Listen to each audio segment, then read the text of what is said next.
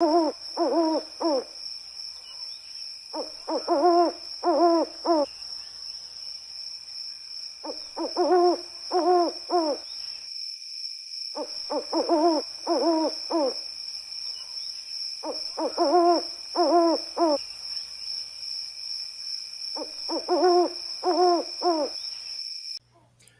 we're back with another episode of the Lakers Fast Break podcast. It's Gerald Glassford coming right back at you here from Lakers Fast Break, Pop Culture Cosmos, where we cover the latest news and trends in pop culture each and every week, twice a week, wherever you get your podcasts. Plus, if you can like, share, subscribe, follow, or do whatever it is that you can to support us right here at the Lakers Fast Break, Pop Culture Cosmos, Game Source, Inside Sports, Fantasy Football. Of course, the great guys at LakersBall.com. Go ahead and hit up Joe Soro, a.k.a. Ox1947, at LakersBall.com. Plus, also, as well, go ahead and support him today at Simblades with a Y.com. And, of course, our good friends, Jamie Sweet, and also Laker Tom, the #1 Lakers blogger. You can hit them up at Lakerholics.com. Our good friend Stone Hansen, who I hope to have on later this week. We'll go ahead and check him out. His latest doings at the Upside Swings NBA Draft Podcast at UpsideSwings.com. And, of course, John McCallion on the YouTube channel. And if you could support all of that, it is sincerely appreciated. I'll tell you what, great to have you here. Sorry for the troubles right now. My camera seems to not be working so well here on the road in Seattle. Going ahead and getting this on the fly because we wanted to go ahead and talk basketball, the Lakers, and the NBA. I also wanted to address the elephant in the room. I guess that was the surprise to everyone, including us here at the Lakers Fast Break, of Sean Grice, the MagicMan, deciding he has got a little bit too much on his plate right now to go ahead and continue working on with us with the Lakers Fast Break. We will certainly miss him and all of his contributions, and hopefully he will come back sooner rather than later. But he did indicate to us that he's extremely busy right now with all the stuff that's going on in his life, so he didn't want to sell us short, and most importantly, sell you short out there on anything that he could do or not do. So he decided, you know what, I'm going to go ahead and take a break for the Lakers Fast Break, which is, okay, not a problem, but we do miss him and do appreciate everything that he's done, and hopefully he will go ahead and come back very soon with us here in the near future. But here today, talk about what's going on in the NBA, including the latest rumors on the Lakers and, of course, the NBA Finals. Good man indeed. You got to go ahead and check him out today as Ox1947 at LakersBall.com. It is Joe Soro. Joe, it seems like it's been forever. It's actually been only a week since you and I had a chance to chat on the air. I hope all is well, my friend. I know that the NBA Finals has now been decided, but the best news for us today, outside from myself, that the Golden Knights are headed to the NHL Stanley Cup Finals, is that the Boston Celtics are now 1-2-3 Cancun. Yeah, it's somewhat bittersweet.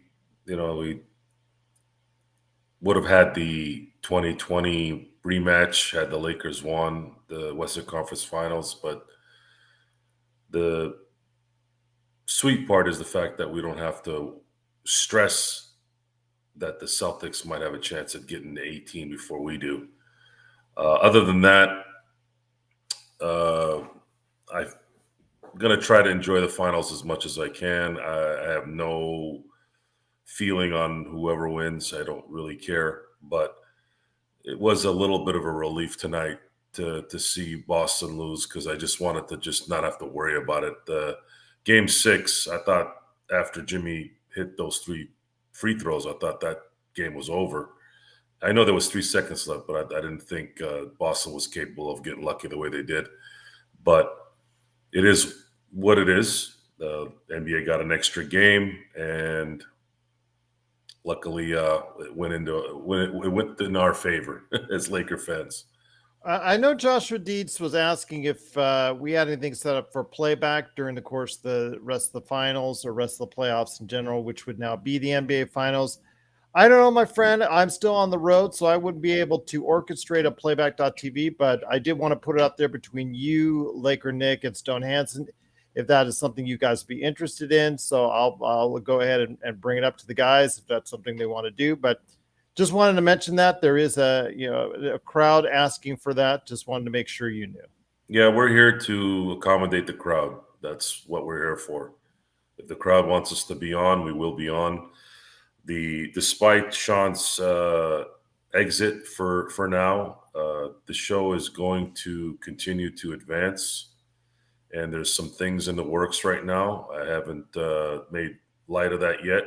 Gerald does know a little bit about what's going on. Yes, there is. Let's just put it this way: there's furniture being moved as of tomorrow, so that there's room for a more advanced area for broadcasting. You guys might not be able to see the difference compared to what you're seeing now, but eventually you'll start seeing little by little an advancement in that. This is a show that is going to continue to progress, not only in content, but also in production value.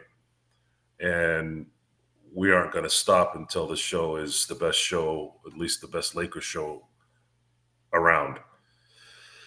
And I believe this summer is a crucial summer, absolutely crucial summer for what would be the last run of the LA LeBron era.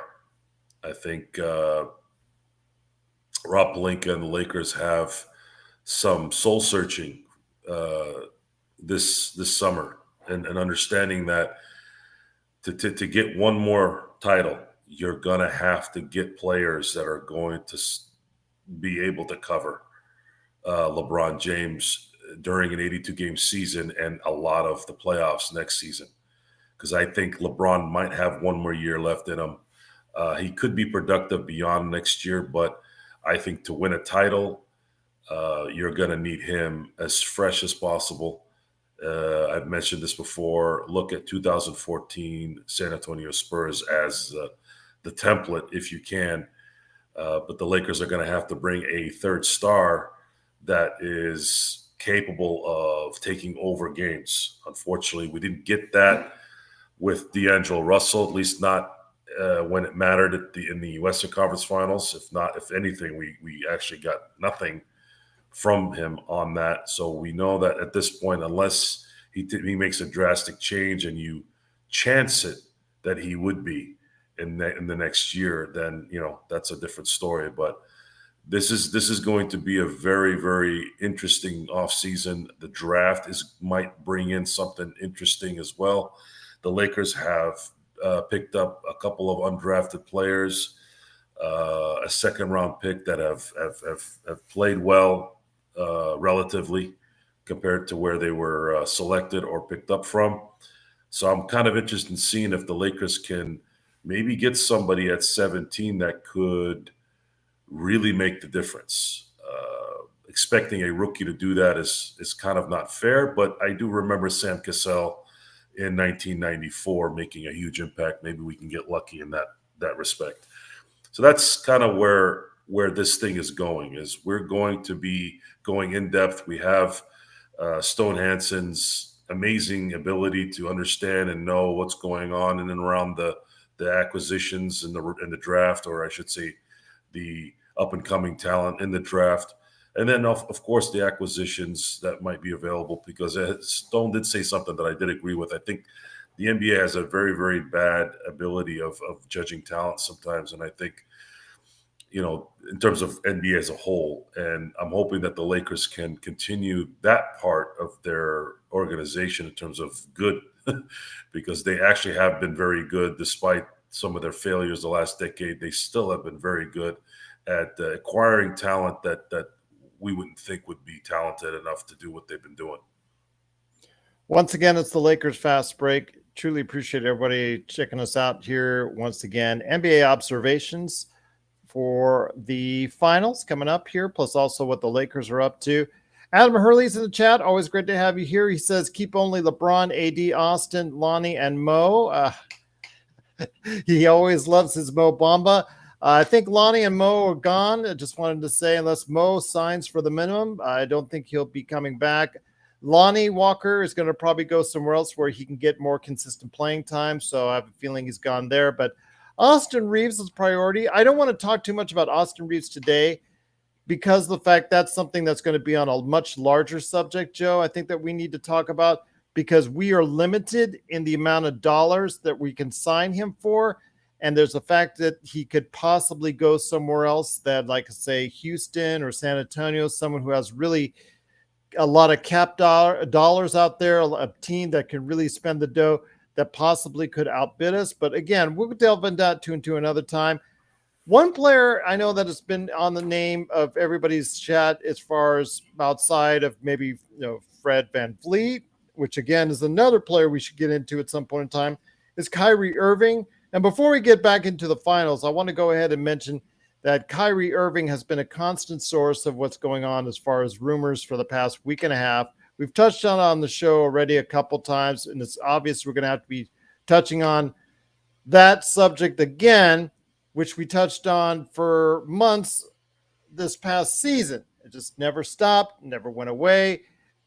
I really think that people need to not get their hopes up in regards to Kyrie Irving. Plus, if we do sign a Kyrie Irving, if we get him and sign a trade, if something magical happens and D'Angelo Russell is sent away in a sign and trade and Dallas suddenly decides, yes, we want a much worse player than we had before in D'Angelo Russell, and we're going to go ahead and take him, what are we going to go ahead and do as far as depth? Because if you sign Kyrie Irving, you're hurting yourself with a team that you cannot surround him with that's very good.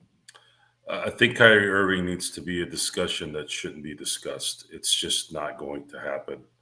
He would have to take a mid-level exception type deal to control his destiny to come to LA, should he want to come to LA. There is no way in a billion years he is not going to sign that $200 million contract that he's going to get it from Dallas. It's just not going to happen. We are in the NBA, and the current collective bargaining agreement says when you don't sign certain guys to certain contracts, you lose that money. You lose that ability to leverage that money for future trades, whatever. It's just not a discussion that I think we should waste any time on.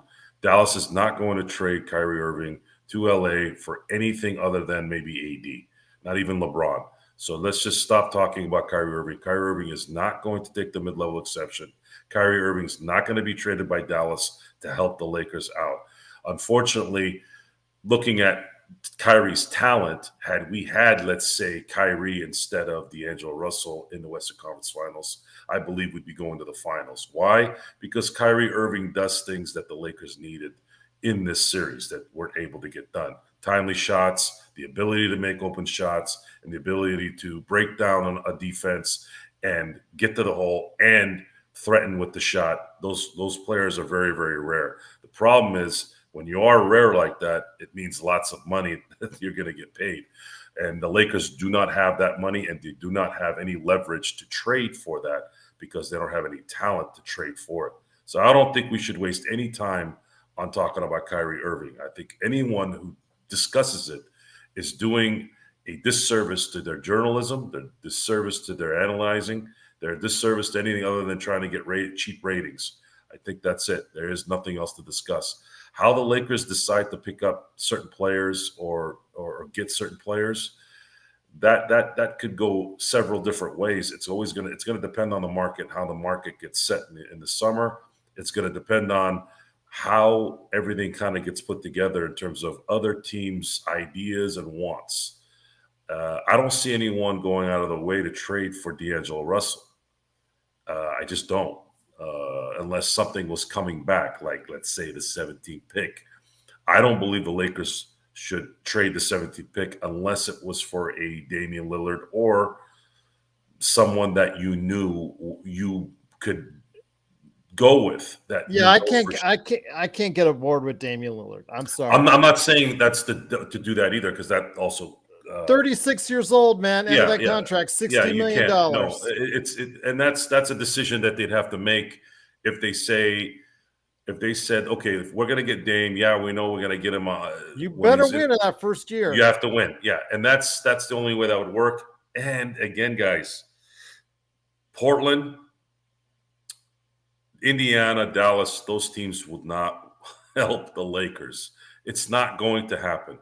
I don't know what the Lakers are going to leverage. I don't know how they're going to construct this, but it's going to be something we're going to have to wait and see how things play out, because we really don't know how someone is going to draft until they draft, and how that can be used in terms of trades before the free agent market begins. It's just the Lakers are likely going to have to hit on 17 with a very, very good player and sign D'Angelo, Vando, Rui, and Reeves. I know that's a lot. It's not likely to be all four, but that would likely need to be what has to happen for them to continue to take advantage of the salary slots and make sure you have enough assets. That way, if something should come next year before the trade deadline, you have enough money to do those trades. So we're fast forwarding now to this summer. And the same thing that we were discussing, or you and I remember Laker Tom were discussing about the trade deadline, was we probably were not going to see any activity until the trade deadline. And at that time, we were talking about Russell Westbrook, and you guys were correct on that. I believe that's what's going to happen again. Should we sign the players we need to sign, thinking about the fact that if, let's say, we go into the All-Star break or about coming up on the, let's say, the trade deadline, let's say we're sitting on 32-20, right?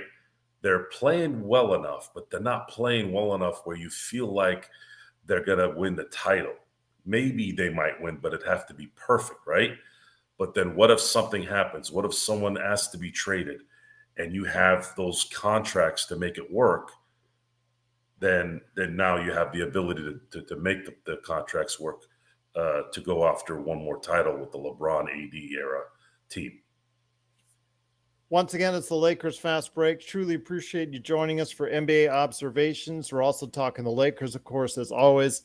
Adam Hurley is saying that LeBron, AD, Austin, Rui, Mo, Lonnie, and Scottie Pippen Jr., that would be nice for next year. Unfortunately, I don't agree with that, but I do like the creativity in that. I would take out the last three names.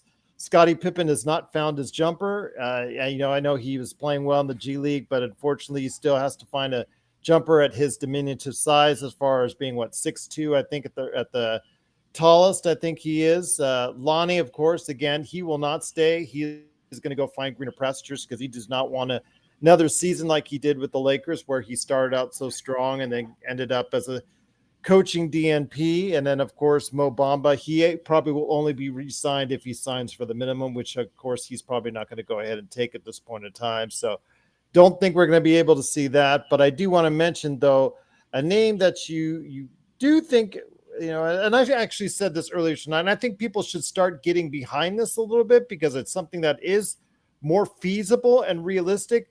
It is not Fred VanVleet, and that's something I know that's the name that's going to be popping up here, especially as we get closer to free agency. A name that you should be popping up that is going to the finals, a name of a player that did play well and has a lot of postseason experience, Gabe Vincent. Your thoughts on Gabe Vincent, and maybe if you could still sign and re-sign Austin Reeves as a backcourt for your future? Well, Vincent takes to the MLE. That's realistic. But if he's looking for 10, 15 which million, he probably will, then there's no chance of us doing that or making that pickup. Well, that's the same thing would go for Fred VanVleet. Fred VanVleet would have to be a sign and trade to make that work, and we would have to give up assets to do that with Toronto, which that's not going to happen either. Lakers have to go into this offseason in a lot of ways understanding their situation and needing to let kind of the options come to them. It's got to be something where another team is desperate to either unload, or a player has made it very clear that they want out. That's the only way the Lakers are going to be able to get the player that they want within the rules of the CBA, because they can't sign anybody outright. They can't trade for someone they want because they don't really have a lot to give. I don't know if the 17th pick's enough to add, let's say, someone like D'Angelo. They would have to put, let's say, they would have to sign Reeves and use him in a package for with the 17th pick. Then at that point, there might be somebody out there that they can go after. The issue there is it better be a legitimate third star that can allow you to play him 40 minutes a game throughout the year and not have him croak out at the end. I don't know who that player would be. I don't know if that player exists at this moment. The NBA is getting to the point now where they're going to make it very hard for teams to trade or pay guys that are, let's say, more than 2 or 3 guys. It's going to be very hard. They're trying to put that parity in it. They're trying to get everyone to be competitive so that if a team like Miami or even LA to some extent being 7 and 8 seats have a chance at going deep into the playoffs. Just think about that, guys. We had a 7th seed make it to the Western Conference Finals in a rather kind of pretty good role. Like, and I say pretty good role in that they might have not been favored in the first round, but after they won game 1, they were pretty much in control of that series. And then the same thing happened to the same thing happened in the Golden State Lakers series, where Lakers stole game 1 and then they kind of control that series the rest of the way. Miami's an 8th seed that shellacked a Milwaukee team that was supposed to win the championship this year, and then you beat the Celtics, who were also the other team that was supposed to win a championship. You 1 and 2, and they are 4 wins away from beating the best team, arguably the best team in the NBA since the beginning of the season. This is Adam Silver's dream. Although I don't know, Denver and Miami, once he sees the ratings, may not be. That's because I think what ends up happening is, and maybe he's not saying this, but if you're going to do the collective bargaining agreements like this, then you're telling me that you're trying to do that. If you wanted your flagship teams, your high market teams to be where the teams to be as far as deep playoff runs and finals appearances, you're not setting this up so that parity is kind of championed. You're championing an even layout for everybody. So if you draft well, like Denver has, Jokic, Jamal Murray, Michael Porter Jr., they've drafted well. Miami is a little bit more of a role kind of put together team. Jimmy obviously has been on a few teams, but he's a Miami player through and through. I think what you're going to end up seeing a lot is you're going to end up seeing a lot more teams having to keep their guys, and it's going to be harder for guys to leave. I know I think we all think that that's always the case, and maybe it might be different, but at this point, the way they're setting these hard caps up is they're really going to try to make it hard for teams to poach other guys. So if that's what they want, then you're going to get more Denver-Miami finals, unfortunately. If you want to support the LAs and the Bostons and all those teams to be in the end, Houston's, high market teams, you're going to, I don't think you would set up the rules the way you set them up. One name that's being bandied about, again, in our chat is D'Angelo Russell. Obviously, he had the extremely poor performance in the Western Conference Finals. His performance since getting the trade, and, I guess this counts for the trade, and this is something I was thinking about in the long drive from both to and from Seattle to Vancouver I took recently. And I was thinking about it is that, when it comes to the decisions made in the trade deadline, everybody talks about the additions and the depth that it created. All these guys gave you sporadic in and out contributions, whether it was Rui, whether it was Vando, whether it was D'Lo. They all gave you contributions at one time or another, but nothing was consistent. The one thing that was consistent with the trade deadline, and the reason why I really think that the Lakers really got better, is something that you and I have been saying all season long, and for me, ever since the trade first happened over a season ago, and that was Russell Westbrook. addition by subtraction were the words that you suggested throughout this season early on. Addition by subtraction. And you thought the team would get better just by simply not having Russell Westbrook on the team. And I really think that was probably one of the main reasons why they had so much success after the trade deadline. Oh, absolutely. Russell Westbrook is a detriment to winning, and he's been a detriment to winning almost his entire career. Yeah. What Russell Westbrook indirectly destroyed Kevin Durant's career. Now, you might be looking at me going, destroy? What are you talking about? You know, he's going to Hall of Fame. He's two-time champ, two-time Finals MVP. No matter what he did in Golden State, it's not really considered a full-fledged title or MVP in the finals. It's always looked on as the easy way out. I've used the analogy before, whereas if I had to compare it to something, it'd be like Reggie Miller going to Utah in 1997. If Reggie Miller leaves Indiana for Utah in 1997, I'm pretty sure that Michael Jordan would be short 2 titles. And that's kind of the equivalent of what happened in 2017. It was a derailment of LeBron's dynasty. LeBron was on his way to winning probably 2 or 3 more championships in Cleveland until that decision was made. And a lot of it derived from Russell Westbrook. Russell Westbrook is just, I can't say it any other way, is the worst first ballot Hall of Famer I think I've ever seen in sports.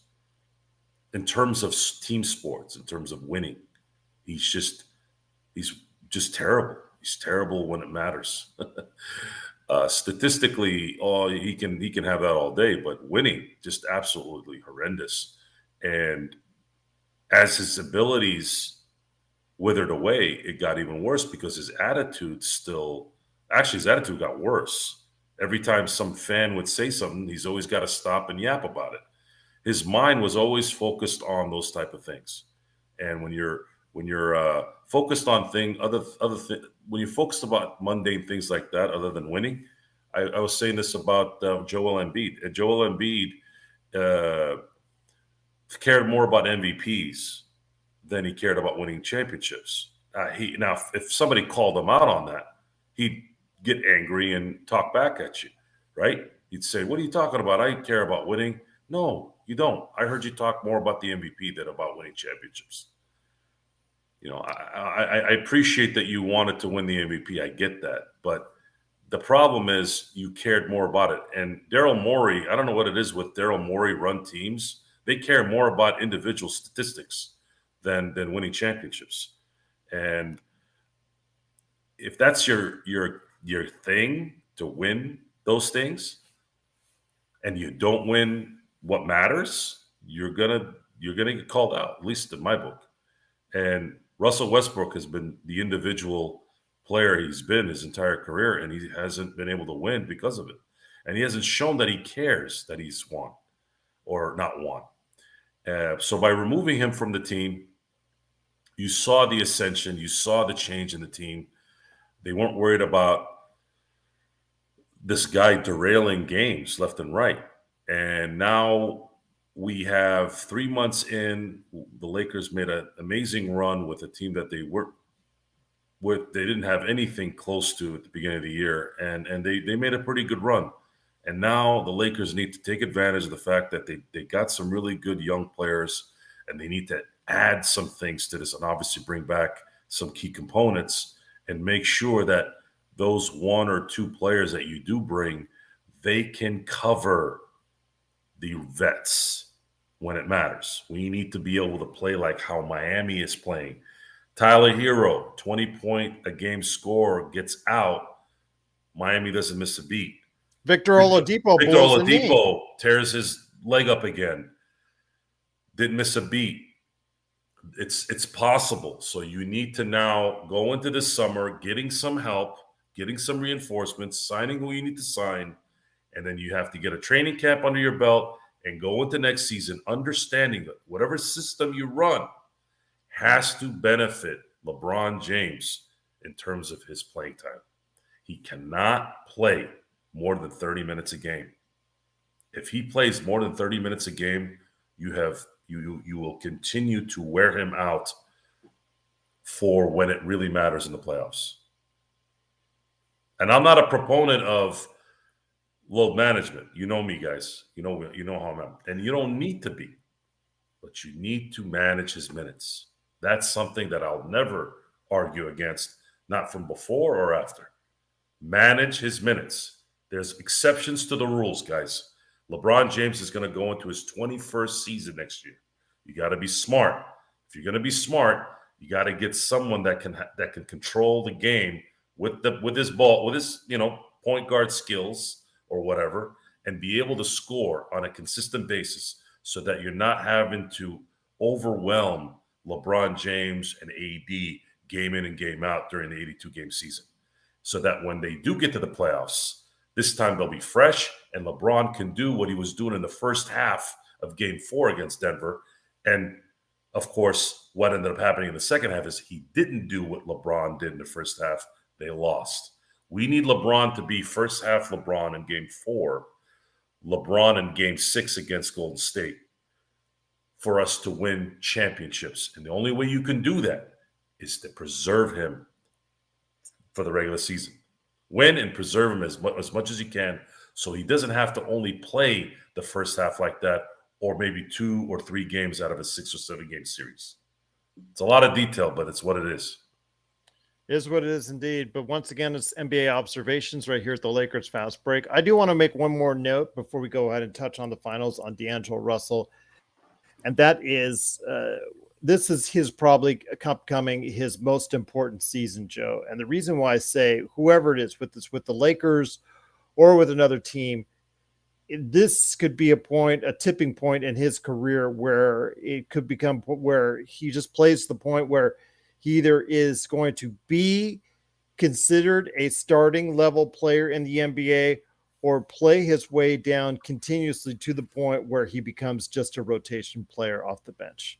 D'Angelo Russell? You're talking about D'Angelo Russell. Yeah. Yes. So here's what happened with D'Angelo Russell. And this is something that, for those of you who have been paying attention and understand what was going on with D'Angelo Russell before the Denver series, D'Angelo Russell has consistently played bad on defense.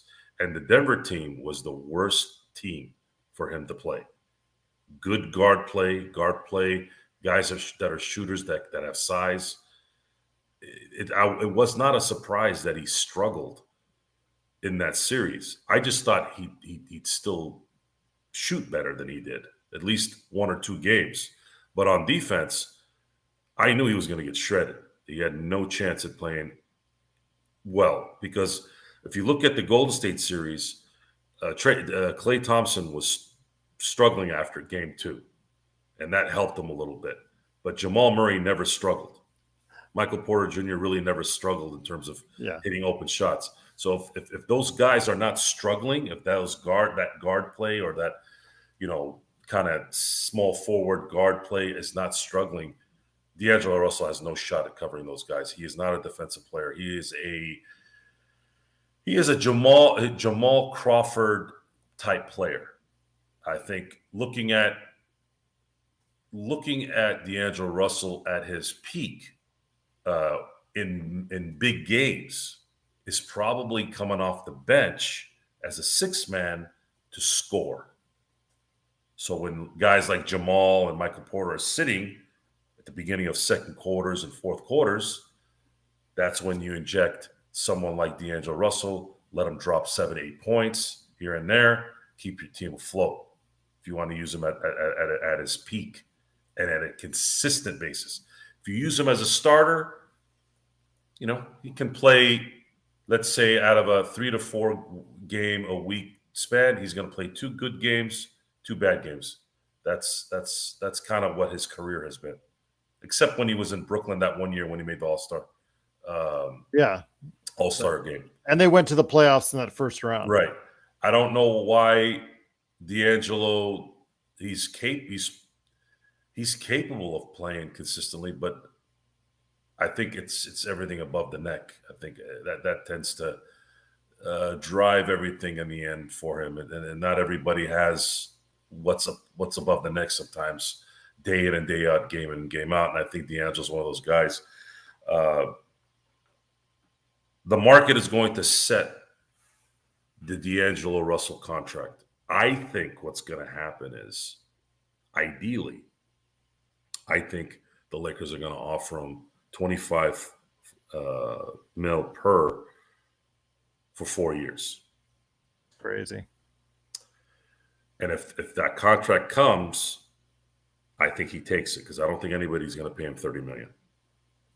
Now, it's crazy, but that's good money to have in your back pocket in case something happens at the trade deadline next year.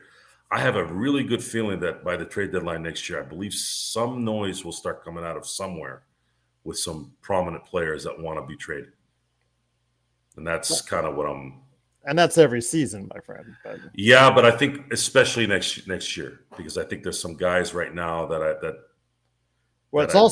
but you also got to remember that it's also the teams as well, because they have 1 year. In the case of the Lakers, in case of the Warriors, and I've got a funny story here on the Warriors here in a second. The Warriors, if you're the Clippers, you got to start dumping players, because you have to get to a point where you're not above that second tax line.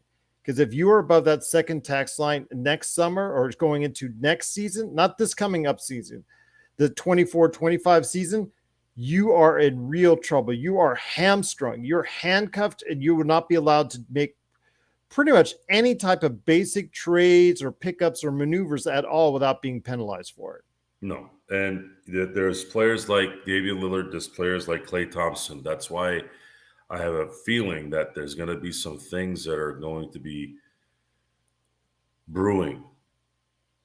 If certain teams start to look like they're derailing, there's going to be more activity by the deadline next year. Teams that want to get out of these big contracts. Could be Bradley Beal, could be somebody. That's where I think this could go. So the Lakers have to keep that flexibility available so that in case they can get a player like those guys and go after it one more time, that's something we have to look at. That's something that needs to be kind of on our mind. It's not going to be a full-fledged, like, we're going to acquire somebody in the summer and go, okay, cool, we're on our way, guys. It's not going to be that. We're going to have to wait this out until next year, probably till the end, and see kind of how they go into the playoffs, and hope that if they do get to meet Denver again, which I believe they will, unless there's a major injury with somebody, they're going to need to get a guard that can play with these guys. They're going to need a guard that can make shots, because you're not going to get past Denver unless you have a guard that makes shots. And we saw that with this series. Once again, it's the Lakers Fast Break NBA Observations. It's Joe Soro along with me, Gerald Glassford. Thanks so much for watching and listening. Truly appreciate it. Just want to mention again and again, when we were going to actually dedicate almost probably an entire episode upcoming here in the next couple of weeks. One episode will be touching on Austin Reeves specifically, and I don't want to go into too much in detail, but if you guys get a chance, go ahead and check out Bobby Marks' off-season guide for the Los Angeles Lakers on YouTube on ESPN's channel. He actually indicates how high the Lakers are allowed to go to sign Austin Reeves, which means there is a possibility a team with enough cap space can sign him outright, because the Lakers are limited. But again, I do want to touch on that because he is so important to our future. It is very important for the Lakers to go ahead and sign him. He has developed as a player tremendously, from someone who looked like he could be an NBA rotational player to someone who can actually make a big contribution on a playoff team like he did this past playoffs. So definitely want to go ahead and talk about that a little bit more. But before we get to the NBA Finals, my friend, I got a story to tell you. I was in an elevator in Vancouver, and a Golden State fan came in while I'm wearing all my Lakers gear. And I always wear Lakers gear all the time, so it's pretty easy to spot me. when I'm out and about. It's like, oh, you Lakers fan, huh? And I said, yes, I'm a Golden State fan. And I just sat there quietly, not saying a word. He said, no answer for me. And I really didn't want to have to say, because the thing that was on my mind, I said, what am I supposed to say? Sorry, we just ruined your dynasty. Sorry, we just ended it all for you. Sorry, you guys are going out to pasture. What do you want me to say to you? Because I know you're just going to come back with me like everybody else does for the cheap, low-hanging fruit of LeBron this, LeBron that. So really at this point, it's just hard for anyone out there to go ahead and say, you know what, it's over for Golden State, because Golden State has a lot of decisions that they're going to make financially. Even people think that the Lakers are in hard times as far as the financial decisions that they have to make. We've got nothing on the Golden State Warriors. They have got a ton of decisions they have to make in the next season that will hurt them in the long run. Their dynasty was over, whether it was us beating them or Sacramento beating them. Yep. We just happened to be the team that closed the coffin. And the reason why it's closed is because of money. They don't want to spend $500 million on this team. And they're not. And Draymond Green is not going to play for $27 million when he can get extended for 2-3 more years and make more money. He might still do it, betting on himself, even though he's stunk for 2 years. I'd have to see that. I just don't see his agent going, yeah, play out your last year. I mean, he'd have to not get 15 mil, 20 mil from another team, which very well could happen. I think somebody will pay him 3 years, 45 mil, something like that, to get that kind of championship pedigree, to maybe get somebody over on a team, whatever. I don't know. But I just don't see it. I know if I was Golden State, I'm not bringing him back if he's not signing his final year. You have Poole that you have to figure out what you're going to do there. Now we're prisoners of the moment. Poole is already hated in Golden State after a year, even though he helped them win a championship the year before. And that's how fickle people are. They're so fickle. They're like, as soon as a guy has a bad game or a bad series and loses, right away you should throw him in a meat grinder and end his life. Like, really? That's not how it works. And one of the things that I admire about the Celtics' way of doing things in a lot of ways is that they let the guys develop. They let the guys do their thing. Now, that might change now after 4 years of, being in a position to win and go to the finals, or position to win in the finals and still not come through. But, I don't know. It's, I guess, until you win, it's bad, right? Exactly. But Golden State doesn't have. They just don't have. They don't have. They're not gonna pay all these guys. They're just not. And I'd have to see it if that's the case. I just don't see it.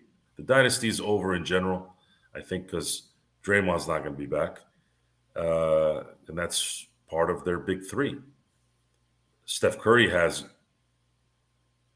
2-3 years left in him for sure. That's not going to change. Klay Thompson, he's just going to keep getting worse and worse. Again, his leg was shredded for 2 years. And everyone else on that team, I think them not hitting on Wiseman really set them back. If that draft had better players, they would have been able to. They had the worst luck on that, by the way. If they had players, if they were able to pick second in the draft before that year and after, they would have gotten very good players at the two position. But for some reason, that particular draft didn't really birth a lot of good talent. I've heard some guys say they should have gotten LaMelo Ball. Hindsight's 2020, but I also think LaMelo Ball would have been kind of redundant for that team. There's too many guards on that team. They needed somebody down in the post. They needed somebody, at least some kind of 3-and-D player that would have really, really helped them kind of extend this second They part needed of the some dynasty. size. They did. I mean, yeah. And they didn't get it with Wiseman. Wiseman was a complete bust. He's a complete bust in general. And if you can't learn from Steph Curry, Klay, Draymond, and Steve Kerr then you might have been worse if you didn't go to Golden State. Like if you can't get good at that with that team as a big man, then you're a terrible basketball player, or at least terrible NBA basketball player. And that's what ended up happening. They didn't luck. They were unlucky on that, because if they had hit on that, they had gotten someone that was worth their salt, that had some size. I think they'd be playing in the finals this year. One last thing I do got to mention, because Terrence has mentioned it, and also Adam, as far as some suggestions on who do we keep, because you talked about D'Angelo Russell, signing him for maybe 15, 20, 25 million dollars just for cap flexibility. There's two other individuals that we have to make a decision on financially, and that is Mo Bamba, which is one of Adam's favorites, and also as well for Terrence as well, Malik Beasley. Both of those individuals, whether because of injury or just when they were out there, they just did not perform at the level the Lakers needed them to. They really were not able to contribute very much to the team during their time after the trades. Your thoughts? I mean, Beasley, you would have to pick up at $16.5 million. You have to pick up the final year of his contract there. And for Mo Bamba, you would have to pick up the $10 million that's left owed to him. That's not guaranteed. Your thoughts on, should you go ahead and do just that, just to retain that cap flexibility? Well, depending on who they end up signing. If the Lakers end up signing, let's say, Austin Reeves, Rui, and Vando, no, I think Beasley's gone, and Mo Bamba's gone. It's just not enough money. There's not enough finance to get those guys, or to keep those guys. Especially with you, because I think D'Angelo's going to get signed. I'm not even factoring him in the equation. I believe he's going to sign. The only way he does it is if somebody comes in and offers him $35 million for 4 years. I don't see anybody doing that. I think that's a terrible investment. D'Angelo's a $20 million a year player at best. Really a $15 million player, but we know that most guys are going to get paid more than what they probably should if they have the right timing on when their contract's coming in, and he's got that timing. He's got the timing down where he's at least going to get 20 million to 25 million, I believe. And then that would keep us from being able to retain Mo Bamba or Beasley.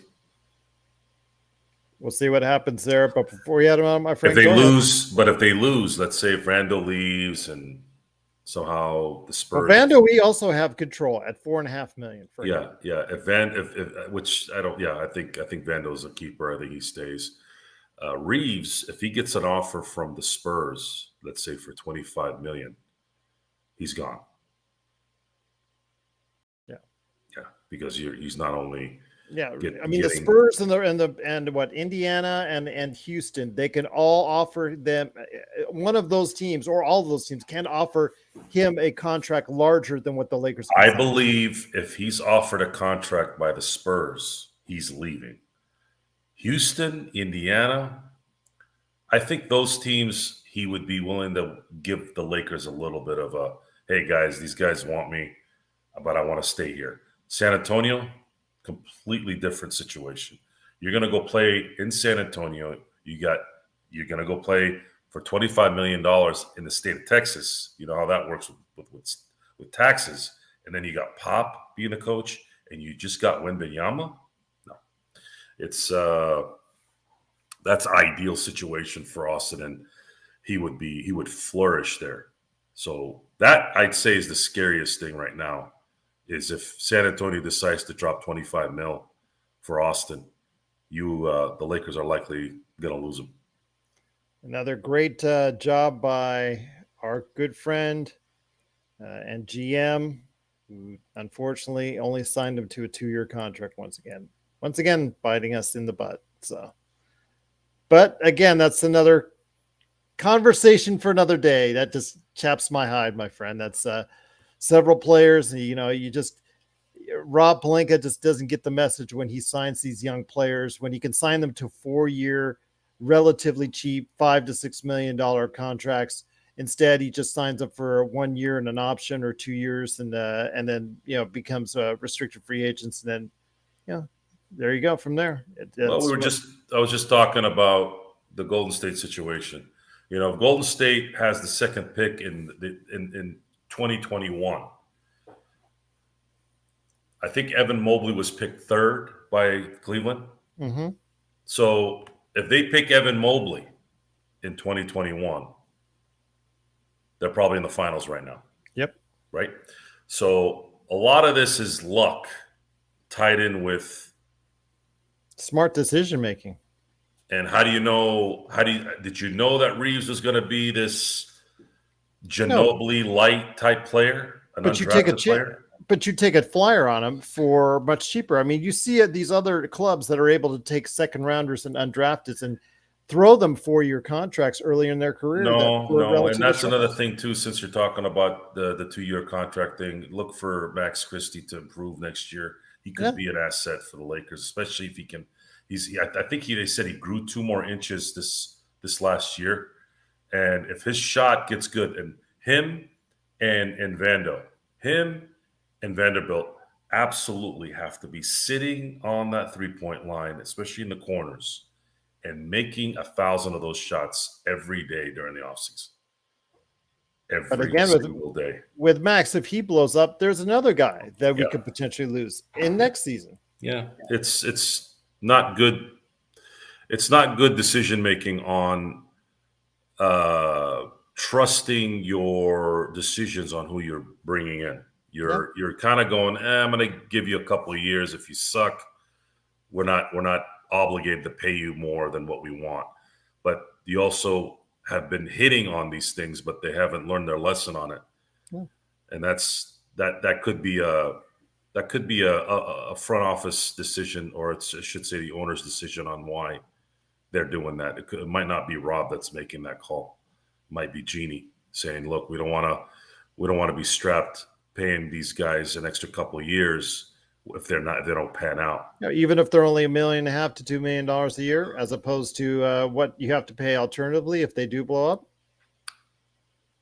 I think they'd rather take a chance that they might not blow up and they don't have to deal with paying them when they don't blow up, because they've made that decision a few times and it hasn't gone well. Luke Walton is one. Luol Deng is another.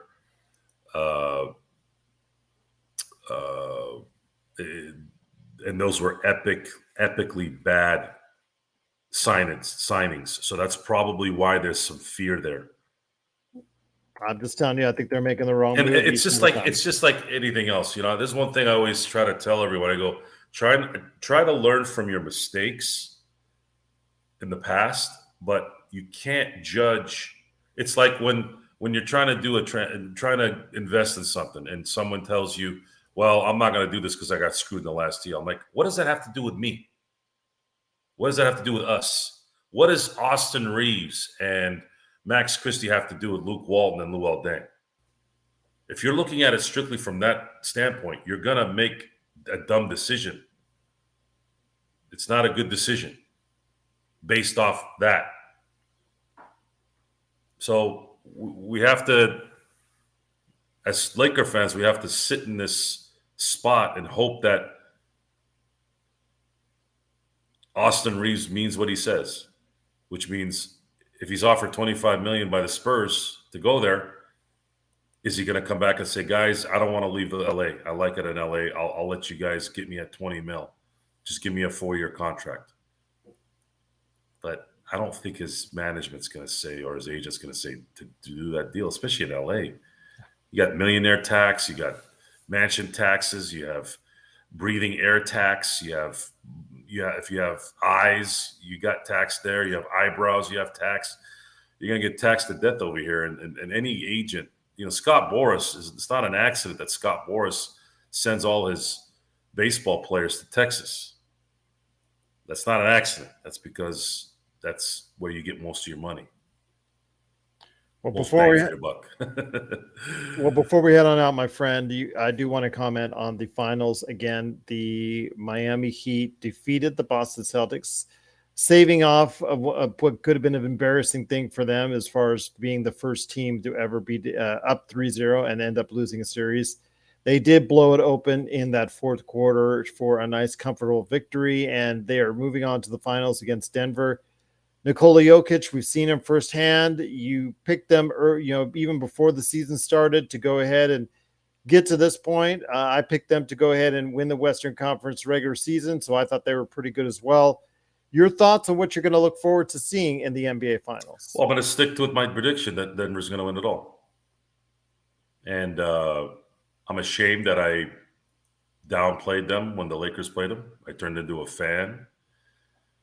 But the reality is they are a perfectly constructed team to win a championship this year. Also helps when the refs blow a call in Game 4. It's that part of the Jordan mystique is getting through the Pistons. And when Michael Jordan was getting the what beat out of him, I don't remember Michael Jordan crying in the media about the refs not calling certain things because he was getting beat up. You persevere. And I've already said this the last few shows. If you're going to be a serious preparer of this team, meaning Darvin Ham, the assistant coaches, the organization, you had major issues making baskets when there was contact, and those missed plays might have cost you a finals run. You need to start preparing and understanding that you need to play through it and make those shots, especially when you're right at the rim. It's one thing if you're about to get to the rim and you get fouled. It's another when you have your hand, you're 6'8", can jump out the building. You have your hand just a foot away. You need to make that shot. They need to start preparing these guys. And one of the cool things about tonight, before Miami went on the run in the fourth, was it looked like a 90s game. It looked like they were playing defense, and Boston ran out of gas. That wasn't a Miami went on a run because they went on a run. Boston was killing themselves on defense, and they were holding Miami on several occasions until finally they just could not do it anymore. They ran out of gas. This is 4 deep playoff runs with this team. They finally ran out of gas, and these guys are still human at the end of the day. They're playing really hard. And they just couldn't move anymore. They couldn't do anything. Jaylen Brown couldn't even handle the ball because his body was going one way, his hand was going another way. He couldn't do anything. Jason Tatum, messed up ankle. It's a lot of things, man. There's a lot of things that you have to do to make it. And it only goes to show you how amazing title runs are. Teams that win 3 in a row, right? The Bulls and the Lakers. Teams that win back-to-back, like the Lakers and the Golden State Warriors the last 15 years. Guys, it takes a toll. And you need a lot of luck, and you need a lot of help to get past it and win that title. And there's a lot that needs to get done here.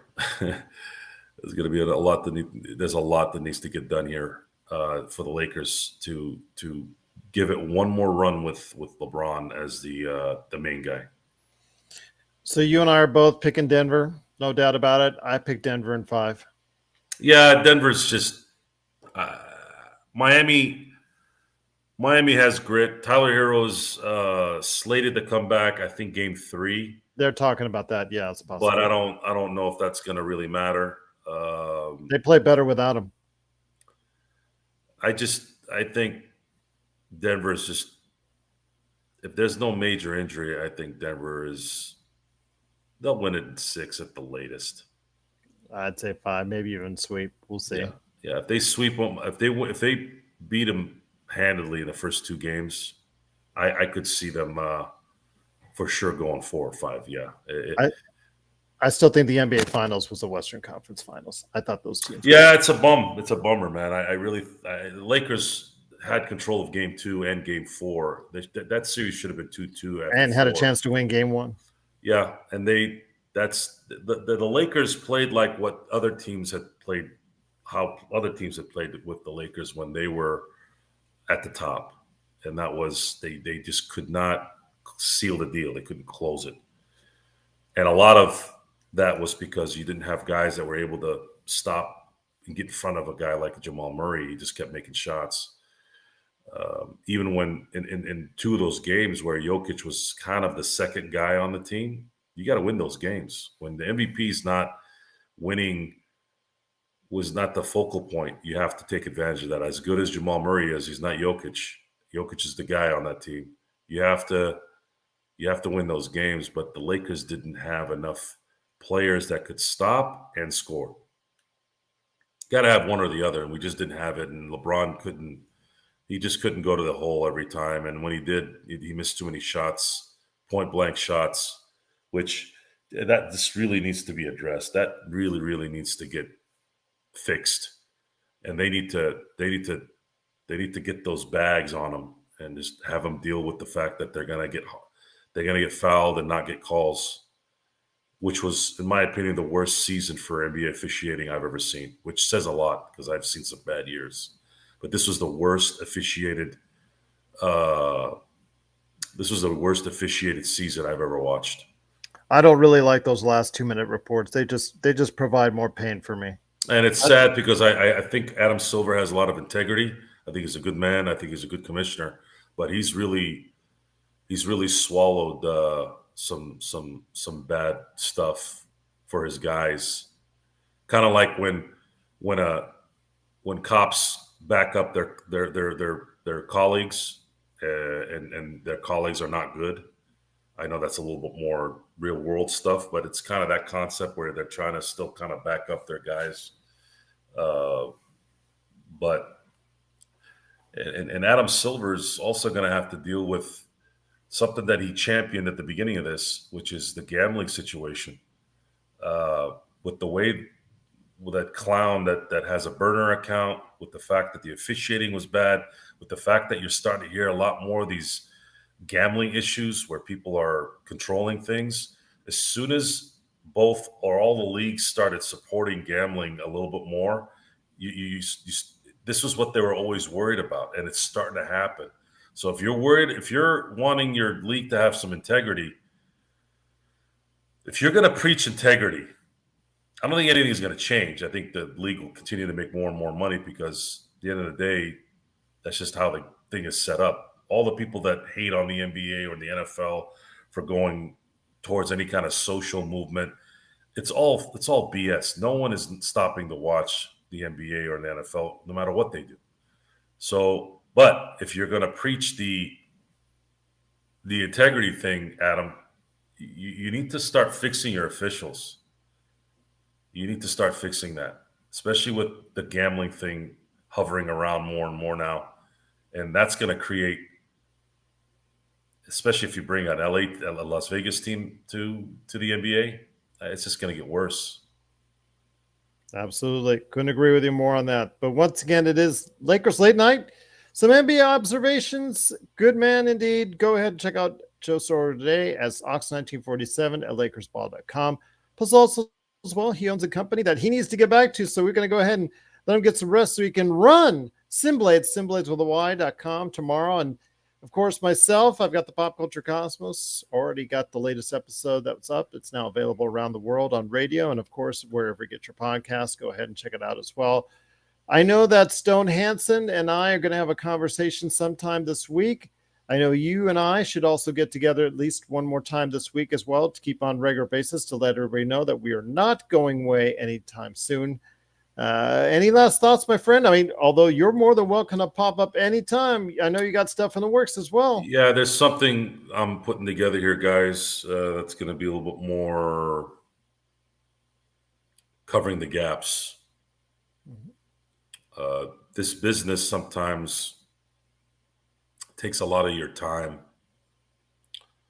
And by taking a lot, doing a podcast is not what you might think it is, where you just have a bunch of people getting on. And a lot of them are like that, but in terms of successful ones, if you start to get any kind of success, you need to dedicate time to this, dedicate topics. It sounds like we're just having a conversation and just thinking whatever's coming on our head. I can't tell you how further from the truth that is.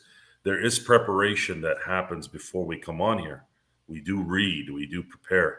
I know I do. And because we want to bring legitimate information to you guys, not just sit here and talk like we're at a bar, even though it does sound like that sometimes. We're here to inform you and entertain you. And a lot of that is covering the gaps. And a lot of times it's very difficult for those who have a job, who have families. They're not able to dedicate a lot of time, especially nowadays. But luckily for Gerald and I have full control of my schedule. I can do virtually anything I want on a day-to-day basis in terms of time. Gerald's is a podcast veteran. This is what he does. So it's a little easier for him to do what he does. And we're going to make this go no matter who's here or who's not here. And that's just the way it's going to be. Absolutely. And I'm hoping that Joe will provide continual help with us here at the Lakers Fast Break. He's doing such a great part of what he's doing, and what he's got planned for you is going to be outstanding. I also have the Lakerholics. They're formulating their own plan for the weekend. So they're thinking about doing something starting maybe as early this weekend. So looking forward to that as well. Plus, we've got always the great crew that's always comes on, different folks coming out, whether it's Laker Nick, L Rob, any of the great guys are out there. Obviously, John McHaley as well. Just so many great people. And even Zangerstein, whenever she's able to get back on with us, truly appreciate it. But my friend, it's been great having you here. Any last thoughts before we head on out? Yeah, it's I'm finding it hard to be excited about the finals. I'm ready for the off season. I'll be honest. It's just lousy. I'm sorry, but I was expecting the Lakers to make a run, and I really wanted this rematch. As much as I wanted a Boston Laker final, I actually wanted Miami in the finals to relive the 2020 season and validate that run even more. But it still stings. I don't like the fact that especially the fact that we got swept.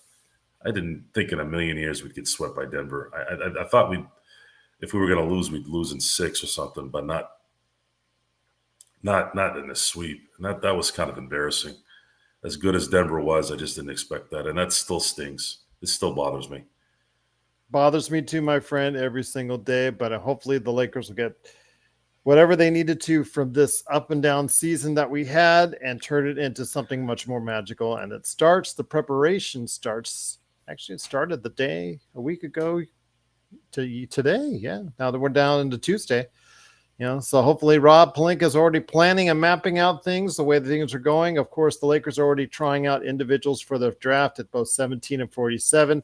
Stone Hansen will give you the update on that here this week. Plus also Joe and I will be back as well. But for Joe Sorrell from simblades.com, it's Gerald Glassford, Lakers Fast Break. We truly appreciate it. Once again, Magic-Man, wherever you are, my friend, hopefully all is well. We're just rooting for you, and actually hope that you come back to us real soon, whenever you can. And get the time. Hopefully you'll be back to us sooner rather than later. But for Joe Sorrell, it's Gerald Glassford. Thanks so much for watching this thing. We'll be back even more times this week. Definitely looking forward to providing you more content right here at the Lakers Fast Break Podcast.